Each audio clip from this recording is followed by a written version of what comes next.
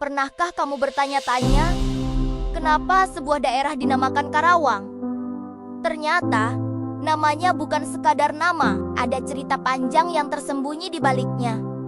Dari rawa-rawa kuno hingga perjuangan kemerdekaan Indonesia. Yuk, kita telusuri bersama jejak sejarah Karawang yang luar biasa ini. Sebelum kita melangkah lebih jauh, mari kita bongkar dulu dari mana nama Karawang itu berasal. Ada beberapa teori menarik loh.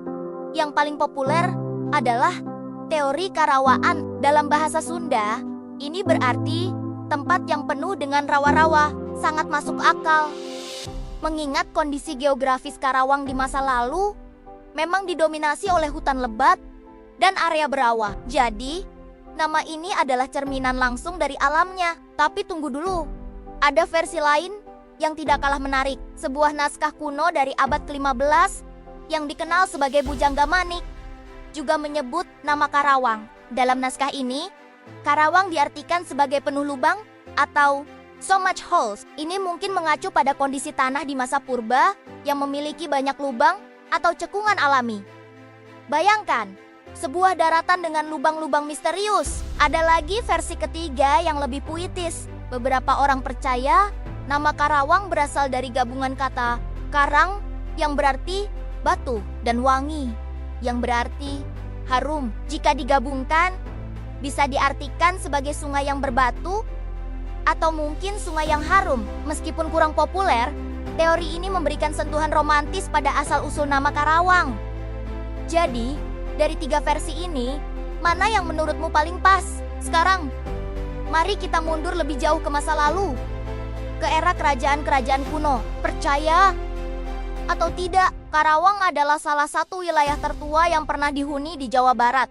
Buktinya ada di situs Batu Jaya dan situs Cibuaya. Temuan arkeologis di sana menunjukkan bahwa Karawang sudah menjadi pusat peradaban yang maju sejak abad ke-5 hingga ke-7 Masehi.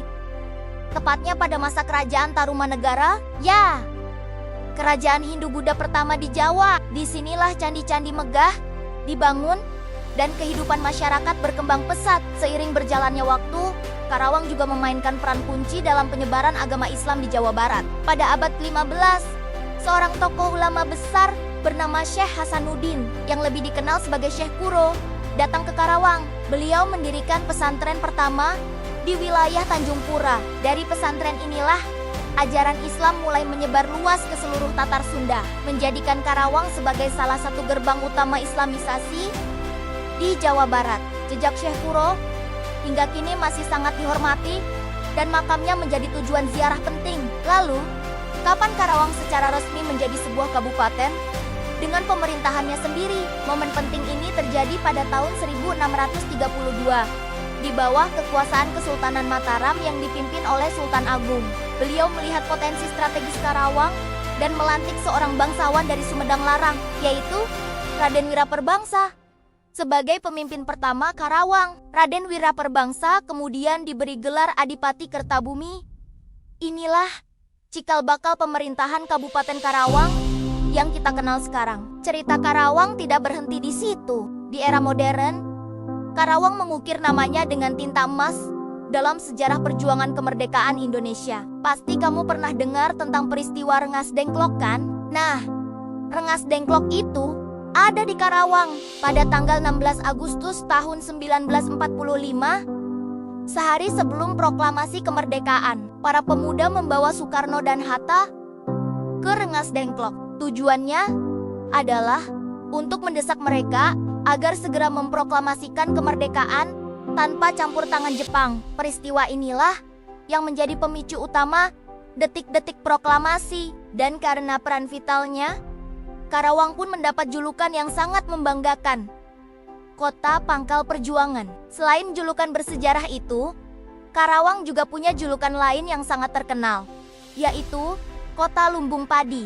Selama puluhan tahun, hamparan sawah hijau di Karawang menjadi tulang punggung ketahanan pangan nasional. Daerah ini merupakan salah satu penghasil padi terbesar di Indonesia, menyuplai beras untuk jutaan orang. Meskipun kini wajah Karawang telah banyak berubah, dengan pesatnya perkembangan kawasan industri modern, warisan sebagai lumbung padi tetap melekat dan menjadi bagian penting dari identitasnya. Transformasi dari sawah menjadi pabrik ini juga merupakan bagian dari dinamika sejarah Karawang yang terus bergerak maju. Jadi, dari sebuah daratan penuh rawa menjadi pusat peradaban kerajaan kuno, gerbang penyebaran Islam, saksi bisu perjuangan kemerdekaan, hingga menjadi lumbung padi nasional, dan kini pusat industri modern.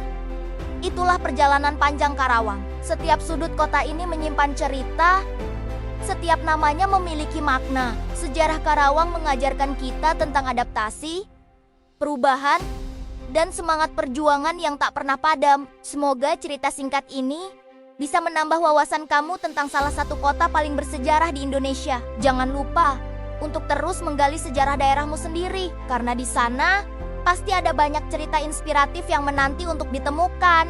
Terima kasih sudah menonton. Jangan lupa like, komen, dan subscribe ya. Sampai jumpa di video selanjutnya.